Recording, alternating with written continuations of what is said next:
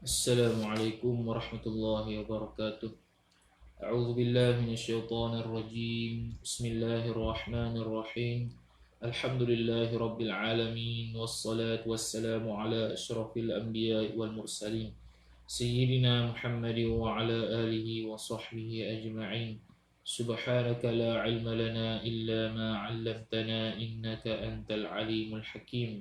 ولا حول ولا قوة إلا بالله العلي العظيم. رب اشرح لي صدري ويسر لي أمري واحلل عقدة من لساني يفقه قولي وسدد لساني واهد قلبي بحق نبيك محمد صلى الله عليه وسلم. اللهم أغننا بالعلم وزينا بالحلم وأكرمنا بالتقوى وجملنا بالعافية. نوينا التعلم والتعليم والتذكر والتذكير والنفع والانتفاع والإفادة والاستفادة والحث على التمسك بكتاب الله وسنة رسوله صلى الله عليه وسلم ودعاء إلى الهدى والدلالة على الخير ابتغاء وجه الله مرضاته وقربه وثوابه سبحانه وتعالى آمين يا رب العالمين. Muka surat 3 baris 2 daripada bawah nombor 4. Semalam terputus lah. Tu line slow. Mendung semalam. Tak tahulah hari ni macam mana. وقال الشيخ المصنف رحمه الله تعالى ونفعنا الله بعلومه وبعلومكم وبعلوم مشايخنا في الدارين آمين يا رب العالمين. Kata pengarang Syekh Abdul Ghani bin Yahya dan Umar bin Yusuf rahimahumallahu subhanahu wa ta'ala. Nombor 4, maka dengan persetujuan Al-Ustaz Akmaluddin anak kepada Allah yarham itu, yakni Allah yarham Datuk Haji Abdullah bin Abdul Rahman bekas yang dipertua Jabatan Ugama Johor. Persetujuan ini muafakat lah, bersetuju dengan anak dia tu. Kami yakni musannif telah berdiri, telah berusaha dengan seberapa yang terupaya meminda dengan dicantumkan, meminda ini menyusun semula tu meminda, peta minda, kita susun semula ikut grafik dan sebagainya untuk mudah faham. Ini pun untuk meminda balik supaya lebih mudah. Pindaan tidak akan dibuat kalau tidak susah. Susah itulah dibuatkan pindaan jadi mudah. Kalau tak susah dia tak buat pindaan. Ini pindaan. Macam Ustaz kata nombor 1 nombor 2 semalam, dia kata kitab bagi syarah Ar-Risalah At-Tauhidiyah banyak lagi telatah sirah Arab. Maka dia permudahkan, dia buat pindaan, permudahkan supaya para pelajar lebih dapat faham lebih jelas. Meminda itu dengan ni muta'allaq bagi meminda. Muta'allaq bagi meminda. Meminda tu dengan dicantumkan matan, ataf dan syarah.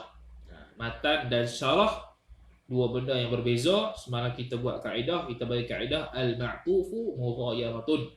Ma'tuf ni, ataf ni adalah perkara yang berbeza. Ma'tuf lain, ma'tufun alaih dia lain. Ma'tufun alaih sebelum waw, sebelum haraf ataf lah. Kalau ma'tuf di i'rab selepas haraf ataf. Ma'tuf itu ialah mahal i'rab, ma'tufun alaih bukan mahallul i'rab. Itu beza dia. Tak ada kita i'rab ma'tufun alaih majrur, tak ada. Di kita ada ma'tufun sahaja. Yang waw, au semua tu itu dipanggil harfu atfin, haraf ataf. Selepas haraf ataf dia panggil ma'tuf, sebelum haraf ataf dia panggil ma'tufun alaih.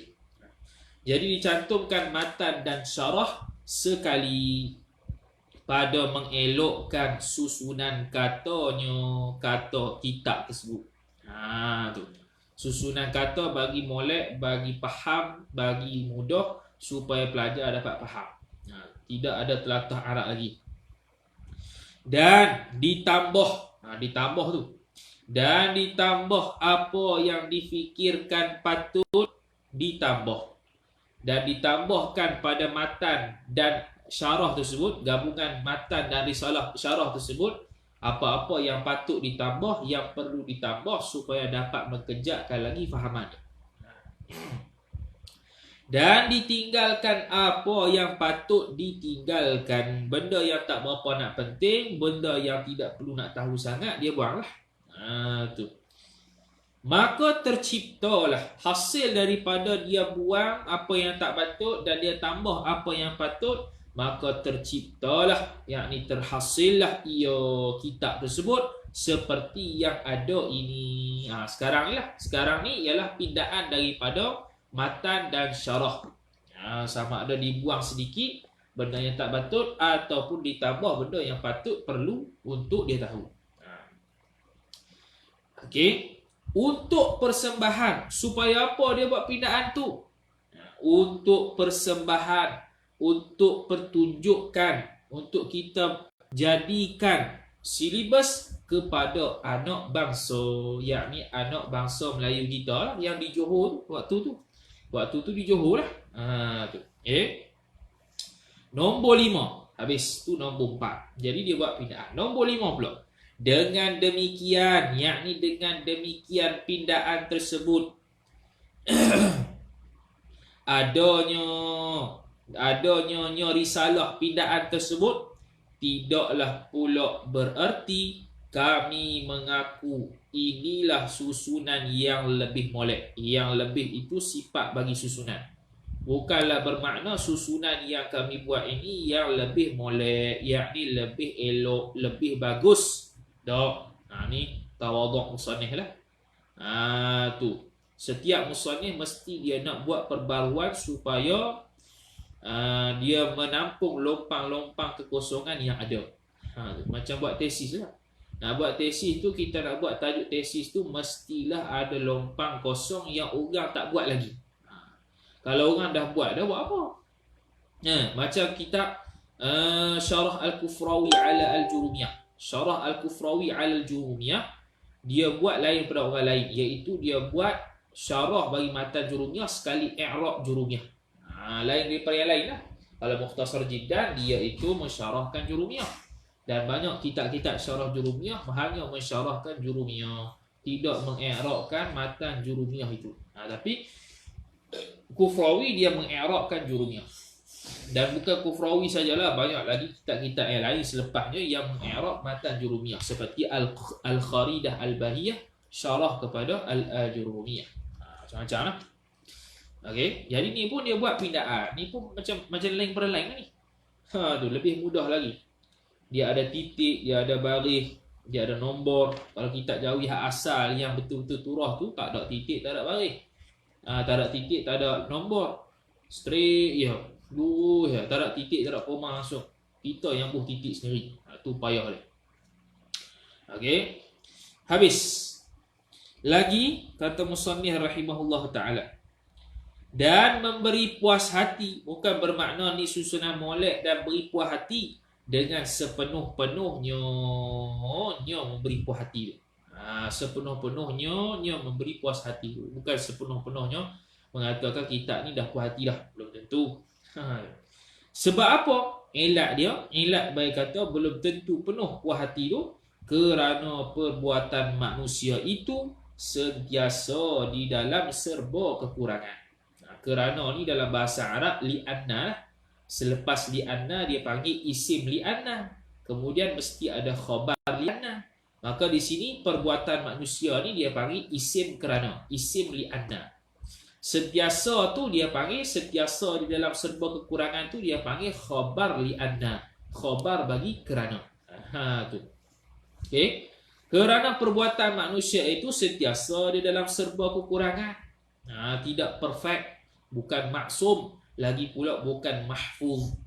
Hatta kalau mahfuz sekalipun ada juga salah, cuma diperbaiki dengan cepat. Tu. Ada juga salah, cuma kecacatan, kesalahan dia kurang sangat sedikit. Macam title Al-Hafiz, orang yang menghafaz hadis. Al-Hafiz, title Al-Hafiz ni kena hafaz 100,000 hadis matan beserta sanad. Tu dia dapat title Al-Hafiz. Kalau Al-Hakim Al-Hujjah, kalau Al-Hujjah tu ataupun Al-Hakim 300,000 matan dan sanad ada dalam kepala. Tu. Dan kecacatan yang ada pada Al-Hafiz ni sangat kurang. Tak boleh kata semua betul, ada juga kekurangan dia. Cuma kekurangan yang dia ada tu tidaklah mencacatkan status dia sebagai Al-Hafiz, Al-Hakim dan sebagainya. Tu. Okay. Habis. Lagi mana? Di dalam serba kekurangan. Istimewa, lebih-lebih lagi. Tu istimewa. Lebih-lebih lagi, especially kata-kata sifat yang terbangsa kepada ilmu itu tidaklah sayogia, tidaklah semestinya, seharusnya dipindah, diubah dengan kemahuan suatu puak. Lebih-lebih lagi apa yang kita cakap ni ialah berkait dengan ilmu. Bila ilmu tak patutlah sepatutnya pada asalnya untuk kita ubah suka-suka. Tu kena ikutlah apa yang ditulis. Tak bolehlah kita ubah suka-suka tanpa ada ilmu. Sebab kita membicarakan berkenaan dengan ilmu. Tambah-tambah sekarang ni ilmu tauhid, maka memerlukan berhajat kepada ilmu untuk pindaan tersebut supaya kemas dan teratur seperti mana kitab-kitab ulama dahulu. Bukannya bertambah susun, bertambah pindah, memindah sesuatu, memindah kitab, buat kitab lebih teruk perbahasannya, ataupun lebih menyebabkan orang jadi serabut, jadi pening. Mestilah lebih teratur dan lebih nampak sistematik. Tu supaya dapat mudah untuk dipelajari. Habis. Jadi bicara bab ilmu tak seyogia, tak semestinya dipindah, disusun, dibuat dengan kemahuan suatu puak. Puak-puak tertentu, puak manusia lah sekarang ni. Orang-orang dia lah, set-set dia lah nak buat ubah. Sepatutnya tak patut lah. Tapi nak buat macam mana untuk kemudahan memahami ilmu, dia buat juga.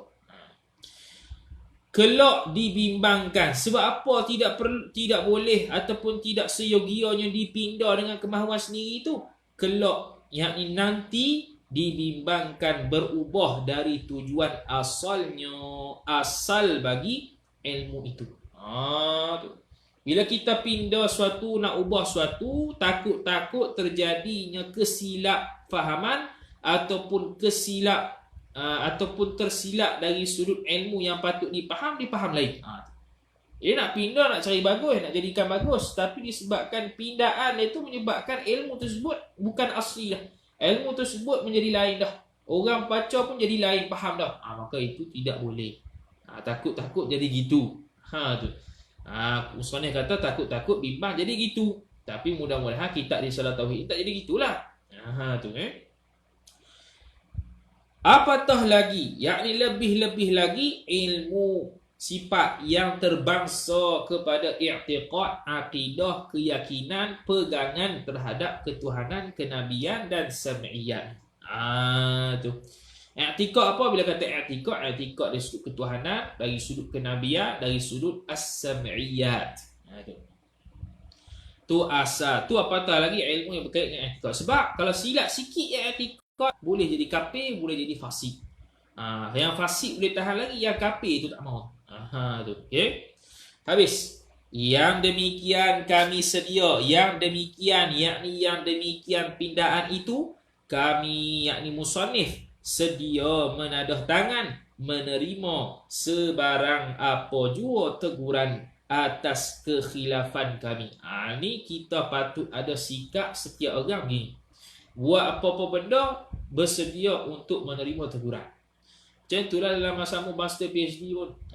Tu buat proposal ke, bentang akhir ke, viva ke, mesti ada teguran dan mesti kita kena terima. Jangan anggap kita ni perfect, kita ni bagus dan kita tidak boleh terima teguran orang lain. Orang yang tidak boleh terima teguran orang lain, itu ialah sikap-sikap ciri-ciri orang yang sombong. Takabur. Takabur ni ialah tidak boleh menerima benda yang hak, benda yang sebenar dan memandang rendah kepada orang lain. Itu sifat-sifat sombong dalam kitab Penawar Bagi Hati. Dia memandang rendah kepada orang lain, itu sombong dah. Dan lagi satu, dia tidak menerima kebenaran yang sudah terpancar jelas kebenaran. Tu orang pernah betul dia, nak tegur dia, dia tak mau. Dia rasa dia betul. Tu sombong dia balik. Mesti ada sikap rendah diri. Mesti ada sifat yang mesti kalau ditegur orang tu, kalau boleh terima, terima. Tu. Kalau betul apa yang dia kata tu, terimalah. Tu teguran. Tak kisahlah kita ni murid ke sehari nak jadi tok guru ke apa ke, bila orang tegur, hatta orang awam tegur, hatta budak-budak tegur dan memang benda yang ditegur tu betul, maka kita kena terima. Dan kata ni budak lagi, dia cakap banyak tu. Walaupun nampak macam budak tu tapi dia tegur tu benda betul, kita wajib terima, kita kena terima. Kita tok guru dah, anak murid tegur, kita mesti terima. Tapi susah tok guru ataupun orang yang lebih tua nak terima teguran orang yang lebih muda, susah. Tu susah dari sudut tu. Tu. Okay. Kami dan sedia mengubah atau menarik balik kata-kata yang terkhilaf itu. Apa-apa yang silap kami tarik balik, kami akan ubah balik kalau ada teguran lah. Okay. Kepada Allah jua kami memohon ampun. Tu. Dalam bahasa Arab, iyyaka nastaghfiru. Tu. Iyyaka nastaghfiru. Itu jumlah hasar tu. Jumlah hasar tu. Dia panggil at-taqdimu ma haqqahu at-ta'khir yufidul hasra. Apa dia?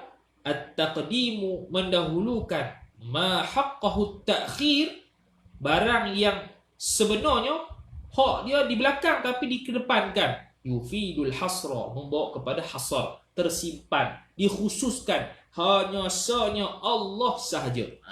Tu. Tapi kalau kita kata memohon ampun aku kepada Allah, mungkin itu ayat sabit, mungkin boleh mohon ampun pada benda lain. Tapi kalau kata hanya kepada Allah sahajalah kami memohon ampun, hak tu yufidul hasar, hanya Allah sahaja tertentu yang diminta ampun, tak ada hak lain. Tu kaedah bahasa Arab lah. Tu kaedah bahasa Arab. Iyyaka na'budu wa iyyaka nasta'in. Asalnya na'budu iyyaka wa nasta'inu iyyaka. Iyyaka tu jadi maf'ulun bih, tapi ditakdimkan, didahulukan maf'ulun bih yufidul hasra, untuk menyatakan tersimpannya khusus Allah sahaja yang kami sembah, hanya Allah sahaja yang kami minta tolong, bukan pada yang lain. Maksudnya. Okey. Kepada Allah jua kami mohon ampun atas kecuaian kami, dan kepadanya, kepada Allah jua kami berharap kerja ikhlas semata-mata kerananya, kerana Allah. Amin ya rabbal alamin. Amin tu dia panggil dipanggil ismul fi'li. Dia panggil isim fi'il. Isim fi'il kita kena takwil, kita kena takdirkan amin ay istajib du'aana. Tu. Isim fi'il ni isim fi'il amar. Amin ni isim fi'il amar dipanggil. Maka kita kena takwil amin ay istajib du'aana. Berkenankanlah wahai Allah Ta'ala akan doa kami, wahai Tuhan sekalian alam. Ya rabbal alamin. Rabbatu munada wa huwa mudhaf, al-alaminatu mudhafun ilaih bagi rabb. Habis. Kemudian masuk ke surat 5. Bismillahirrahmanirrahim. Alhamdulillahi rabbil alamin. Wassalatu wassalamu ala sayyidina wa maulana Muhammadin sayyidil mursalin wa khatamin nabiyyin wa ala alihi wa sahbihi ajma'in. Alamin, mursalin, nabiyyin, ajma'in. In belakang tu dia panggil dalam ilmu balaghah as-saj'u. As-saj'u. Ataupun kita panggil sajak. Tu mudah tu, sajak. As-saj'u. Apa dia? Belakang-belakang tu sama ni. Maka kita kena wakah lah kalau nak jadi as-saj'u. Alhamdulillahi rabbil alamin. Wassalatu wassalamu ala sayyidina wa maulana Muhammadin sayyidil mursalin wa khatamin nabiyyin wa ala alihi wa sahbihi ajma'in. Gitu. Okey? Jadi gitu. Dia kena buat lagu tu. Baru jadi as-saj'u. Okey? Habis. Alhamdulillahi rabbil alamin. Bismillah tak payah syarah dah. Tu dah panjang dah. Tu macam-macam dah. Macam-macam versi boleh jumpa. Dalam kitab-kitab tauhid, cara tauhid. Dalam kitab fiqh, cara fiqh. Dalam kitab tasawuf, cara tasawuf. Jadi bismillahirrahmanirrahim. Kalau dalam bab akidah, bismillahirrahmanirrahim ialah ayat mutasyabihat. Sebab apa? Dengan nama Allah yang Maha Pemurah lagi Maha Mengasihani. Pemurah dengan mengasihani itu menunjukkan ke arah riqqatun fil qalbi, lembut hati. Persoalannya, Allah Ta'ala ada lembut hati tak? Tak. Tu bukan lembut hati. Ini maksud rahmat Allah Ta'ala. Ar-Rahman Ar-Rahim, bukan lembut hati. Riqqatun fil qalbi, lembut dalam hati itu hanya pada makhluk sahaja. Sebab itu tidak benar kalau orang-orang yang menuduh Asy'ariyah kata, tengok Asy'ariyah tu tak boleh kata Allah Ta'ala Maha Besar. Asy'ariyah dia tak boleh kata, dia kata tak boleh kata Allah Ta'ala Maha Sabar. Sebab apa? Sebab Maha Sabar, Maha Besar itu sama dengan makhluk. Maka mereka ni tak sabit Maha Besar, Maha Sabar Allah Ta'ala tu. Maka Asy'ariyah telah menafikan Asmaul Husna. Itu tuduhan yang sangat keji. Dia tak ngaji, jangan buat keji. Dia tak ngaji, kena ngaji dululah baru tahu. Dia duk baca gitu ya. Betul lah Asy'ariyah memang menafikan. Bahkan Ahlus Sunnah wal Jamaah menafikan Allah Ta'ala tidak serupa dengan makhluk. Tapi adakah Allah Subhanahu wa Ta'ala, Asy'ariyah menafikan Asmaul Husna? Allah Maha Besar, Akbar tu. Allah Maha Sabar, As-Sabur. Kita kata tak, Asy'ariyah Maturidiyah tidak menafikan sama sekali Asmaul Husna. Dia sabit As-Sabur dan Akbar tu. Tapi As-Sabur, Maha Sabar itu, contohnya Asy'ariyah kata memang sabar, Allah Ta'ala Maha Sabar, tapi kena takwil makna dia. Sebab sabar itu seolah-olah serupa dengan makhluk dari sudut perasaan. Adakah Allah Ta'ala ada perasaan sabar? Tak. Subhanahu wa Ta'ala menangguhkan siksaan azab kepada hamba-hambanya yang bermaksiat, yang kafir. Itu Maha Sabar takwilannya. Maha Lembut, Al-Latif takwilannya. Sabar kita perasaan, kita tahan daripada nak keluar suatu perkataan, itu sabar. Kita rasa marah, kita tahan daripada mengatakan sesuatu, itu sabar. Jadi sabar kita sabar perasaan. Maha Sabar Allah iaitu menangguhkan azab. Itu maksud dia. Tu okey. Allah Ta'ala marah, dia kata. Asy'ariyah tidak boleh kata Allah Ta'ala marah. Sebab apa? Sama dengan makhluk. Marah kita perasaan. Marah Allah Ta'ala, murka Allah Ta'ala ialah Allah Ta'ala memberikan azab kepada hamba-hamba dia. Itu marah dia. Memberikan musibah, memberikan bala kepada hamba dia. Itu takwilan kepada Allah Subhanahu Wa Ta'ala. Sebab Allah Subhanahu Wa Ta'ala mana ada perasaan, mana ada hati. Itu semua makhluk. Lalu kita kena takwil perbahasan ataupun Asmaul Husna yang bersifat yang sama dengan sifat makhluk, maka makhluk lain, Allah Ta'ala lain. Pandai-pandai kata Asy'ariyah menolak Maha Sabar Allah Ta'ala, Maha Besar Allah Ta'ala. Sebab mereka faham Maha Besar tu Allah Ta'ala besar, duduk di atas aras. Itu pemahaman yang salah. Tu besar dengan makna jirim. Allah Ta'ala besar, duduk di atas aras. Allah Ta'ala Tuhan yang sangat besar daripada makhluk aras lagi. Tu duduk atas aras pula. Bukan. Itu pahaman yang salah. Kita sabit Allahu Akbar, Allahu As-Sabur dan sebagainya, tapi dengan pemahaman yang Ahlus Sunnah wal Jamaah faham. Bukan dengan pemahaman baca sendiri tak belajar. Itu tak belajar lah ke? Habis lagi. Wassala alhamdulillahi rabbil alamin. Bermula segala puji itu tertentu bagi Allah, Tuhan bagi sekalian alam.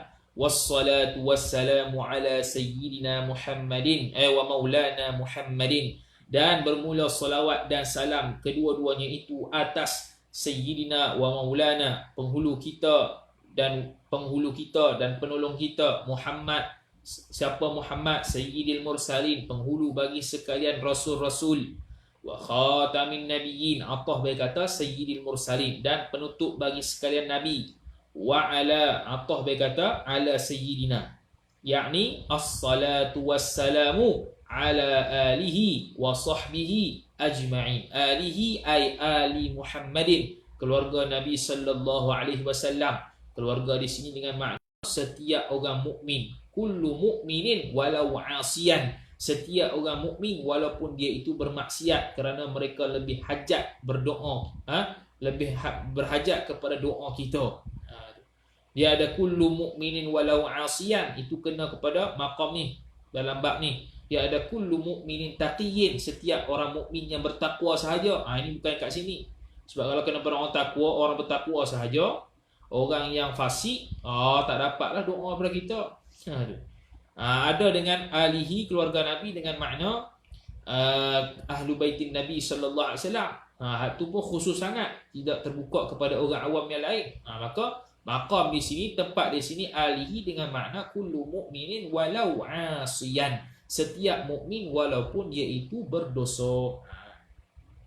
Wa sahbihi, dan para sahabatnya, sahabat Nabi sallallahu alaihi wasallam, ajma'ina, sekalian mereka itu. Habis. Tu. Mudah-mudah ya. Kita baca cepat-cepat gitu-gitu ya. Permulaan mabadi, yakni seri pembukaan ilmu tauhid. Ni dia panggil mabadi asyarah. Dalam mana-mana ilmu mesti ada mabadi asyarah, seri pembukaan. Dia panggil muqaddimah sebelum mengaji ilmu. Sebelum mulanya muqaddimah ilmu, sebelum bermulanya muqaddimah kita, dia bermula dengan muqaddimah ilmu. Muqaddimah ilmu ni ya, mabadi asyarah.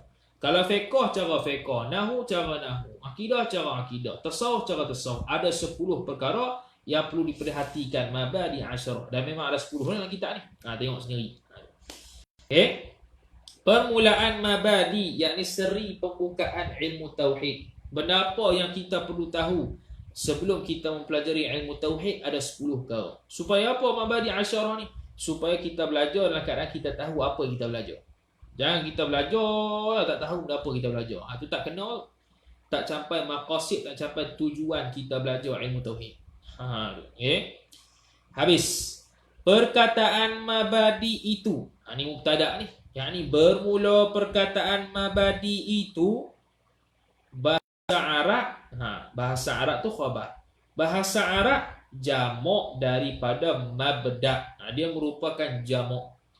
Mabadi itu jamak apa? Jamak taksir dia panggil. Bukan jamak muannas salim atau jamak mudzakkar salim dak. Mabadi itu jamak taksir. Jamak taksir ni dia pecah-pecah. Macam at-talibu, at-tullab. At-tullab jamak taksir. Kalau at-talibuna itu jamak mudzakkar salim. Sebab apa mudzakkar salim? Ada waw nun tu belakang. Tanpa perlu mengubahkan huruf at-talib. Tetap at-talib cuma tambah waw nun. Itu mudzakkar salim. Tapi at-tullab dia ada ubahan dah. Tak ada alif selepas ta dah. Tak ada. At-tullab. Terus lam, alif, ba. Dia ada perubahan di situ. Maka tu dia panggil jamak taksir. Perubahan dari sudut mufrad asal. Maka dia panggil jamak taksir. Kalau tak ada perubahan asal daripada mufrad, terus tambah waw nun, itu jamak mudzakkar salim. Jamak muannas salim, alif ta belakang. Tu. Bahasa Arab jamak daripada mabda. Asal maknanya mabda itu punca, mula, terbit. Tu. Okey, punca, mula, terbit. Punca ataupun kita boleh buat punca, koma, mula, terbit. Tu. Dua benda yang lain. Nak sambung boleh. Punca, mula, terbit. Tapi rasa dua tu. Mabadi ni mabda mula, permulaan. Terbit, baru mula. Baru mula terbit. Punca, hujung. Itu permulaan. Itu mabda. Sebab maksud mabda itu ialah mabda itu keterangan sifat yang ringkas. Itu keterangan yang ringkas atau tujuan suatu ilmu sebelum membaca ataf atau belajar ilmu itu, ilmu yang akan dibahaskan. Sebelum belajar ilmu yang dibahaskan nanti, dia belajar ni dulu. Dia panggil punca, mula, terbit ataupun pembukaan bagi ilmu tauhid, bagi sesuatu ilmu. Maka di sini ilmu tauhid. Tu. Okey.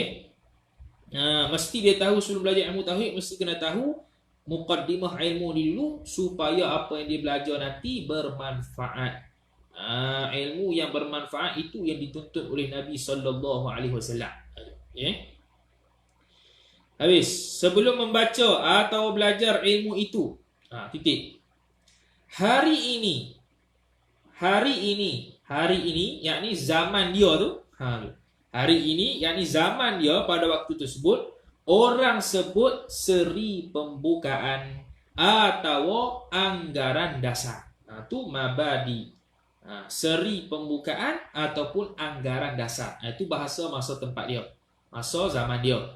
Kita permulaan sama juga. Pembukaan, muqaddimah dan sebagainya. Adalah mabadi ilmu itu 10 perkara. Ada 10 benda. Okey, sikit je. Nak berhenti ke 10 dah. Yang pertama, nama ilmu ini, ilmu yang dibahaskan ini ni, iaitu nama ilmu ni dinamakan ilmu tauhid. 1. Ilmu kalam. 2. Ilmu usuluddin. 3. Ilmu sifat, yakni ilmu sifat 20. 4. Ilmu aqaidil iman. Ilmu simpulan, ilmu tambatan iman. Tambatan iman. Itu kalau pada MKOH. Okey.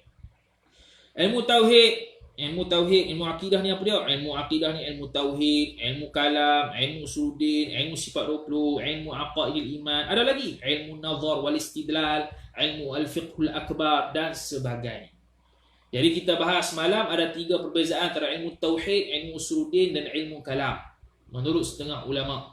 Okey. Ilmu tauhid membicarakan berkenaan dengan sifat Allah sahaja.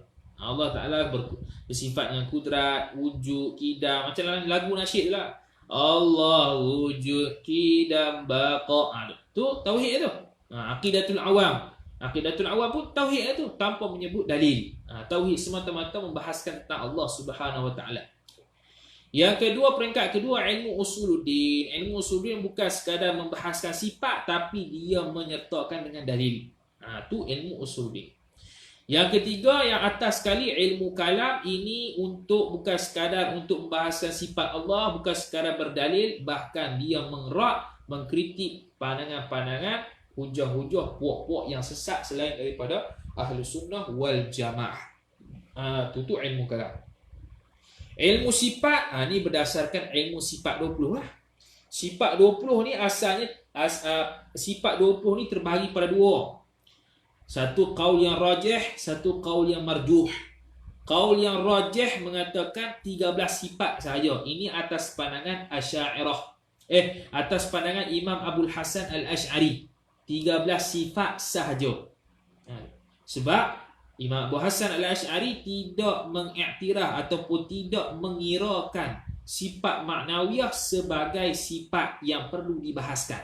Bukan dia menolak sifat maknawiyah, kan?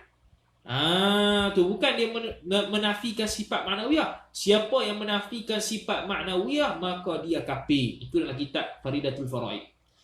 Dah kenapa Imam Abu Hasan Asy'ari tak kira maknawiyah tu? Dia tidak mengira sebagai sifat yang perlu dibahaskan secara detail. Kerana sudah lazim dengan ada sifat ma'ani, maka mesti ada maknawiyah. Tak perlu dibahaskan lagi maknawiyah secara detail. Tak perlu. Sebab dia dipaham oleh akal saja. Tapi Asy'ariyah dan Maturidiyah, sebahagian ulama Asy'ariyah seperti Imam Abu Bakar Al-Baqillani, Imamul Haramain dan sebagainya, Imam Fakhruddin Ar-Razi dan puak Al-Maturidiyah, dia tambah mesti dibahaskan juga sifat maknawiyah. Cuma sifat maknawiyah dibahaskan secara ijmali, tidak seperti 13 sifat yang sebelumnya dibahaskan secara tafsili satu persatu. Maknawiyah secara ijmali ya, qaumuhu qadiran, qaumuhu muridan dan sebagainya. Secara gitu ya, ijmali. Sebab dalil dan huraiannya lebih kurang ma'ani. Cuma nanti ada pembahasan kenapa maknawiyah, kenapa tidak ada maknawiyah. Kenapa Abu Hasan Asy'ari tidak pakai maknawiyah, tak mau bilang maknawiyah, kenapa Maturidiyah pakai maknawiyah. Itu nantilah. Tu. Bahas panjang. Jadi itu ilmu sifat 20.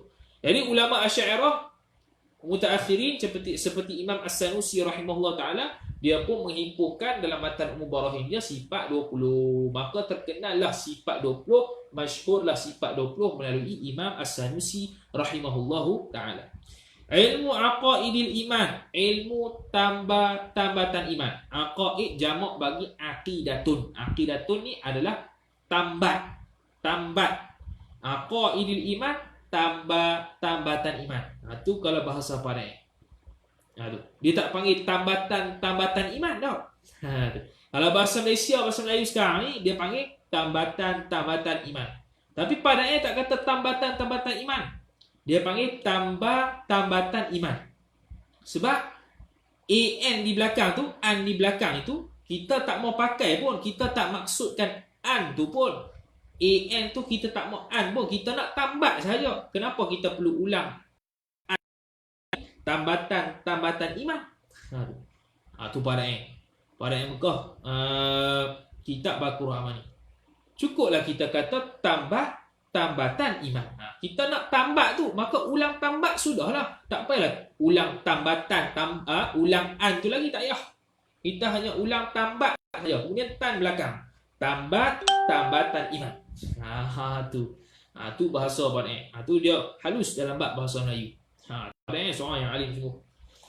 Tu Baqarah Al-Amani.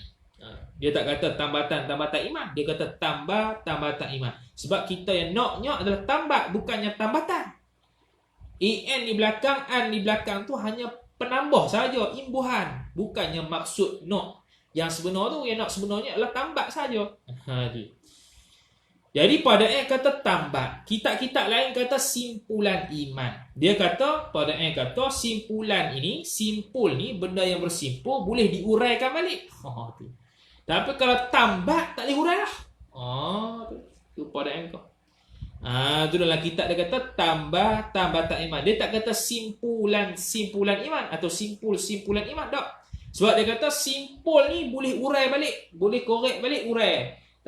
Ni bab akidah tak boleh urai dah. Bila kejap maka dia panggil tambat ni cakup habis. Tak boleh renggang dah. Tu tambat. Kalau simpul boleh lagi diuraikan lagi kalau orang yang pandai. Orang yang pandai berhujah dengan Ahlussunnah dengan yang sesat, orang yang sesat pandai berhujah, jadi goyanglah akidah dia. Tapi kalau tambatan, dia tambat, dia faham semua akidah, tidak akan goyah lagi akidah dia.